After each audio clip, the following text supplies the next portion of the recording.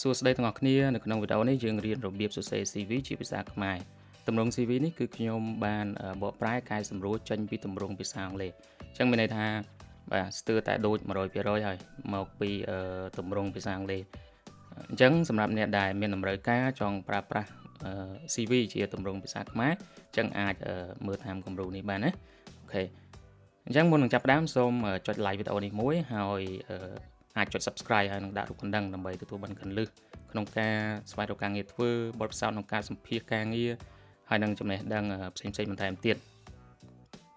អូខេឥឡូវយើងចាប់ផ្ដើមទាំងអស់គ្នាអញ្ចឹងទម្រង់ CV នេះគឺរៀបចំមកមួយទំព័របាទដូចឃើញនឹងហើយព័ត៌មានអីគឺគ្រប់ជ្រុងជ្រោយអស់ហើយការរៀបចំអីគឺស្រួលមើលបាទលក្ខណៈសាមញ្ញស្រួលមើលហើយក៏យើងស្រួលធ្វើតាមដែរបាទហើយនិយាយពី font វិញគឺនេះគឺយកប្រភេទ font ខ្មែរមូលបាទអញ្ចឹងដាក់ឲ្យរៀងធំជាងគេតិចទៅណាបាទកន្លែងនេះខ្ញុំយក18បាទហើយកន្លែងនេះខ្មែរមូលដែរហើយកន្លែងផ្នែកមួយនេះបាទគឺយកខ្មែរមូលដែរហើយដាក់ font វា12បាទជាលក្ខណៈជា section មួយហ្នឹងបាទហើយក្រៅពីហ្នឹងគឺកន្លែងនេះអីគឺយើងយកជាខ្មែរ OS ធម្មតាហើយទំហំ font យើងយក12ណាអូខេអញ្ចឹងនិយាយពីរបៀបសរសេរអញ្ចឹងចាប់ផ្ដើមឡើងយើងអាចសរសេរឲ្យចំកដាលបាទយើងដាក់ថាប្រវត្តិរូបសង្ខេបអញ្ចឹងទៅហើយបន្តទៀតយើងចុះបន្ទាត់ហើយបន្តទៀតយើងសរសេរកន្លែងនេះដាក់ថាឈ្មោះហើយយើងរុញមក tab មកដើម្បីចុចពីកន្លែងនេះដើម្បីវាមើលទៅវាស្មើគ្នាអញ្ចឹងណាចុចពីហើយយើងដកឃ្លាមួយយើងសរសេរឈ្មោះរបស់យើងអញ្ចឹងឈ្មោះយើងសរសេរពេញមានតកោហើយនឹងមាននាមខ្លួនរបស់យើងហ្នឹងបាទ first name last name យើងហ្នឹងបាទហើយ font ជាខ្មែរមូលទៅដើម្បីឲ្យមើលទៅវារៀងលេចចេញពីប្រភេទ font ផ្សេងទៀតឲ្យគេកលេចទៅឆាប់ឃើញថាឈ្មោះរបស់យើងនៅកន្លែងណាអូខេហើយនៅពីក្រោមហ្នឹងយើងចុះបន្ទាត់មកមួយមកយើងសរសេរអាស័យដ្ឋានបាទអាស័យដ្ឋាន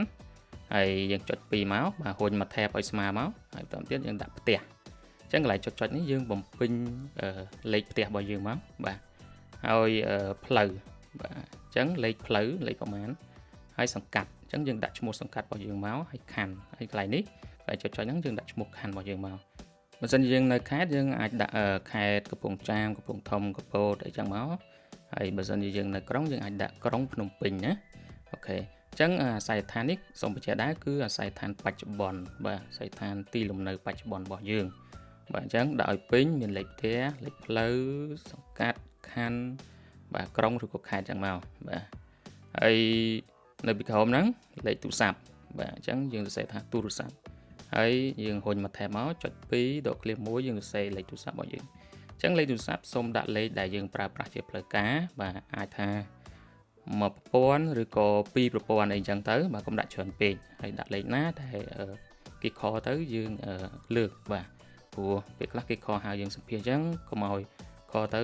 លេខញ៉ៃអញ្ចឹងវាអាចធ្វើឲ្យបាត់ឱកាសយើងអត់បានលើកទូរស័ព្ទគេអញ្ចឹងណា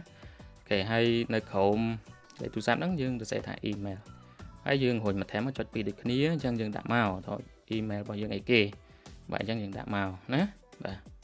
ហើយនៅខាងស្ដាំដៃនេះគឺរូបថតអញ្ចឹងកន្លែងរូបថតនេះយើងជំនួសដល់រូបរបស់យើងមកហើយយើងថតឲ្យស្អាតឲ្យច្បាស់អញ្ចឹងមកហើយថតលក្ខណៈ professional អាចមានអាវធំអាចមានក្បាច់កអញ្ចឹងទៅហើយសក់អីកាត់វាស្អាតបាទហើយលក្ខណៈ friendly ញឹមអញ្ចឹងណាបាទញញឹមអញ្ចឹងទៅហើយ background រូបថតយើងអាចយកពណ៌បាទរៀង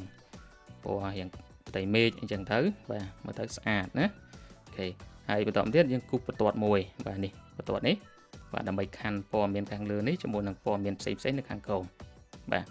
គ្រាន់តែជាការរៀបចំឲ្យមើលទៅវារៀងស្អាតទេបាទបន្តទៀតយើងសរសេរថាព័ត៌មានផ្ទាល់ខ្លួន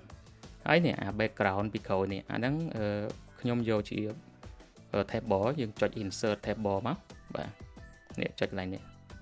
insert ហើយយើងយក table មកហើយយើងយកតែមួយ column មួយ row បានហើយបាទបន្តទៀតយើងទាញវាឲ្យពេញអញ្ចឹងមកហើយយើង right click លើវាទៅបាទយើងយក table property នេះមកហើយបន្តទៀតយើងចុចកន្លែងនេះ border and shading នេះមកហើយចុចលើកន្លែង shading នេះមកហើយបានជ្រើសរើសយកពណ៌នេះអូខេហើយចុច OK ទៅបាទ OK ទៀតទៅវាចេញមកពណ៌អញ្ចឹងហើយបាទអញ្ចឹងពណ៌នេះរៀងស្រាលបន្តិចដើម្បីឲ្យវាលេចជាមួយនេះខ្មៅដិតណាបាទខ្មែរមូល បាទអញ្ចឹងព័ត៌មានផ្ទាល់ខ្លួនមានយើង bullet មក bullet នេះដាក់ឲ្យស្មើបាទហើយដកឃ្លានតិចមកយើងដាក់ថាថ្ងៃខែឆ្នាំកំណើតបាទហើយមក tab មកដាក់ឲ្យស្មើទៀតកន្លែងឲ្យស្មើឲ្យស្អាត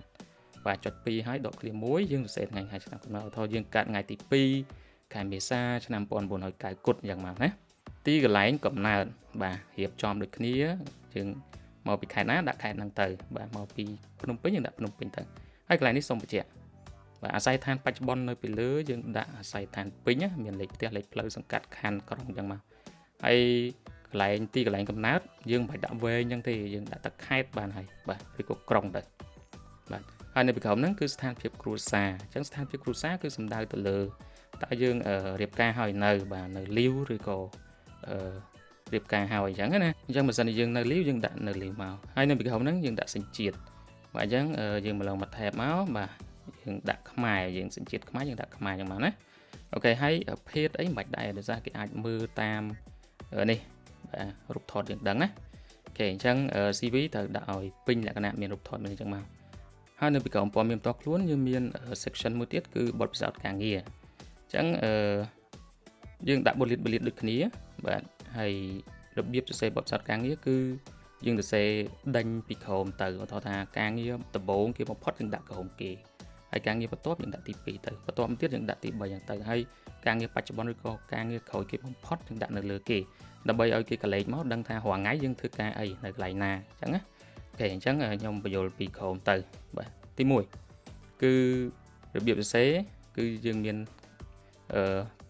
ខែឬក៏ឆ្នាំដែលយើងចាប់ផ្ដើមធ្វើការរហូតដល់ឆ្នាំណាអញ្ចឹងទៅធ្វើពីឆ្នាំណារហូតដល់ឆ្នាំណាហើយធ្វើការអីគេបាទកន្លែងនេះគេដាក់ថាហាត់ការបាទហាត់ការនោះមានន័យថា internship យើងហ្នឹងបាទនៅក្រុមហ៊ុនអញ្ចឹងក្រុមហ៊ុននេះដាក់ឈ្មោះមកណាដាក់ក្រុមហ៊ុនដាក់ឈ្មោះគេឲ្យពេញឲ្យចំឲ្យត្រូវបាទហើយបន្តមកទៀតមកកន្លែងទៀតយើងធ្វើដូចគ្នាធ្វើការពីឆ្នាំណាដល់ឆ្នាំណាហើយមុខតំណែងគេកន្លែងនេះគេដាក់ថាចំនួនការគណនេយ្យអញ្ចឹងទៅបាទហើយនៅក្រុមហ៊ុនបាទឬក៏នៅអង្គការអញ្ចឹងទៅហើយចុចនេះយើងដាក់ឈ្មោះមកឈ្មោះក្រុមហ៊ុនគឺឈ្មោះអង្គការហើយបន្តមកទៀតការងារនេះចុងក្រោយនេះគឺដូចគ្នាបាទហើយបើសិនរាល់ថ្ងៃយើងនៅធ្វើកន្លែងហ្នឹងដែរទេយើងដាក់បច្ចុប្បន្នបាទហើយយើងដាក់មុខតំណែងមកឧទាហរណ៍យើងធ្វើជាគណនេយ្យករនៅក្រុមហ៊ុនបាទចុចចឹងមក ABC company ចឹងទៅណាអូខេអញ្ចឹងរបៀបសរសេរបទពិសោធន៍ការងារគឺត្រូវចាប់ផ្ដើមការងារដំបូងដាក់ក្រោមគេហើយការងារបន្ទាប់ហើយនឹងការងារចុងក្រោយឬក៏បច្ចុប្បន្នដាក់លើគេហើយមកកន្លែងសូមដាក់ការបច្ឆេទបាទឆ្នាំបាទណាដល់ឆ្នាំណាហើយមុខតំណែងបាទអីហើយធ្វើការនៅក្រុមហ៊ុនណាដាក់ច្បាស់ហើយបើសិនជាយើងសរសេរទំនួលខុសត្រូវសង្ខេបនៅពីក្រោមកន្លែងការងារមួយបន្ថែមទៀតអានឹងកាន់តែប្រសើរអូខេបន្តមកទៀតគឺការអប់រំបាទភាសាអង់គ្លេសហៅថា education បាទហើយរបៀបរៀបចំដូចគ្នាយើងប្រើ bullet មកបាទហើយមានការបច្ឆេទអញ្ចឹងឧទាហរណ៍ថាយើងរៀនមធ្យមសិក្សាទុតិយភូមិបាទពីឆ្នាំណាដល់ឆ្នាំណាអូខេបាទហើយនៅវិទ្យាល័យណាអញ្ចឹងដាក់ឈ្មោះវិទ្យាល័យមកណាហើយបន្តមកទៀតពីឆ្នាំនេះរហូតដល់ឆ្នាំនេះយើងរៀនបញ្ញាបត្រហើយកន្លែងនេះយើងដាក់ជំនាញរបស់យើងបញ្ញាបត្រផ្នែកអីចឹងទៅបាទកន្លែងចុចហ្នឹងដាក់ផ្នែកអីមកគណនេយ្យផ្នែកអីចឹងទៅហើយរៀននៅសាកលវិទ្យាល័យណាអញ្ចឹងកន្លែងនេះយើងដាក់ឈ្មោះសាកលវិទ្យាល័យបាទអញ្ចឹងដាក់ឲ្យពេញឲ្យត្រូវទាំងអស់ឈ្មោះសាកលវិទ្យាល័យឈ្មោះក្រុមហ៊ុនអីហ្នឹងបាទអញ្ចឹងនេះគឺជារបៀបសរសេរការអប់រំបាទសូមបញ្ជាក់ដែរសញ្ញាបត្រហើយយើងគួរតែសរសេរចាប់ពីមធ្យមសិក្សាទុតិយភូមិអីទៅបើសិនជាយើងសិក្សាដល់បញ្ញាបត្រណាហើយសញ្ញាបត្រតូចយើងដាក់ខាងក្រោមហើយសញ្ញាបត្រធំយើងដាក់នៅលើគេហើយបើសិនណាអ្នកដែលរៀនបាទថ្នាក់ទី12អីយើងអាចសរសេរតមធ្យមសិក្សាទុតិយភូមិអីក៏បានដែរឬក៏អនុវិទ្យាល័យអីថែមឲ្យបាន1 2ទៅបាទវារៀងល្អមើលក៏មិនយ៉ាងដែរប៉ុន្តែមិនបាច់លំអិតតាំងពីបឋមតាំងពីអីមកទេបាទកុំឲ្យព័ត៌មានច្រើនពេកនៅពីក្រោមការអប់រំគឺព័ត៌មានមួយទៀត section មួយទៀតគឺ computer មានន័យថាកន្លែងហ្នឹងគឺជំនាញ computer យើងអាចសរសេរថា computer ក៏បានឬក៏ជំនាញ computer ក៏បានមានន័យថាកម្មវិធី computer ដែលយើងបានរៀនឬក៏ចេះប្រើបាទអញ្ចឹងជាទូទៅយើងដាក់មកកម្មវិធី Microsoft Word Excel យ៉ាងមកណាអូខេហើយ Internet and Email យ៉ាងមកហើយបើសិនជាយើងចេះកម្មវិធីផ្សេងទៀតដូចជា Access ដូចជា Photoshop អីអាចថែមមួយទៀតមកបាទចុះបន្ទាត់មក bullet ថែមមួយទៀតមក ហើយនៅពីក្រោម computer ភាសាបាទអញ្ចឹងភាសានេះគឺសំដៅទៅលើភាសាខ្មែរហើយនិងភាសាបរទេសអញ្ចឹងរបៀបសរសេរសូមដាក់ភាសាខ្មែរទៅលើគេមកហើយ tab មួយមកចុចពីកន្លែងនេះយើងដាក់ថាភាសាកំណើតអញ្ចឹងទៅមានន័យថាភាសាខ្មែរជាភាសាកំណើតរបស់យើងបាទដើមកំណើតរបស់យើងអញ្ចឹងយើងដាក់លើគេបាទហើយបន្តទៀតយើង bullet មកទៀតយើងដាក់ភាសាអង់គ្លេសហើយយើងមក tab មកបាទហើយយើងចុចពីដាក់ឲ្យស្មើឲ្យស្អាតអញ្ចឹងបន្តទៀតយើងអាចលម្អិតកន្លែងនេះដូចក្នុងគំរូហ្នឹងក៏បានយើងដាក់និយាយល្អអានល្អស្ដាប់ល្អអីសរសេរល្អបង្គាអញ្ចឹងណាបាទអាហ្នឹងយើងគ្រាន់តែនេះទេឬក៏អ្នកខ្លះគេគ្រាន់តែនិយាយថាភាសាអង់គ្លេសបាទគេចុចពីគេដាក់ល្អអញ្ចឹងមានន័យថាអូខេវាបដុំផ្សងគ្នាទាំងជំនាញទាំង4ហ្នឹងណាបាទនិយាយអានស្ដាប់សរសេរហ្នឹងបាទឬក៏យើងចង់លម្អិតយើងអាចប្រើ style តាមហ្នឹងក៏បានដែរហើយក្រោមបំផុតគឺអ្នកធានាបើសិនជាយើងអត់មានអ្នកធានាឬក៏អត់ទាន់ចង់ដាក់អ្នកធានាទេយើងអាចសរសេរដូចក្នុងគម្រោងនេះមកយើងដាក់ថាផ្ដល់ជូនតាមការស្នើសុំមានន័យថាតោះតែយើងសម្ភាសជាប់អីហើយដល់វគ្គមួយដែលគេត្រូវឆែក reference របស់យើងអញ្ចឹងចាំយើងផ្ដល់ឲ្យគេក៏បានដែរបាទព្រោះតាម process មានន័យថាដំណើរការនៃការជ្រើសរើសបុគ្គលិកលុះត្រាតែគេសម្ភាសគេនិយាយប្រាក់ខែនិយាយអីជាមួយយើងត្រូវអស់ហើយបានគេមានសិទ្ធិឆែកអ្នកធានារបស់យើងណាបាទមិនមែនគេចេះតែឆែកប្រេះផ្ដាស់បានទេបាទតើតើមានការអនុញ្ញាតពីយើងឬក៏ម្យ៉ាងទៀតតាមទម្លាប់ដែលយើងធ្លាប់ធ្វើគឺយើងអាចដាក់អ្នកធានា2នាក់អីចឹងទៅបាទ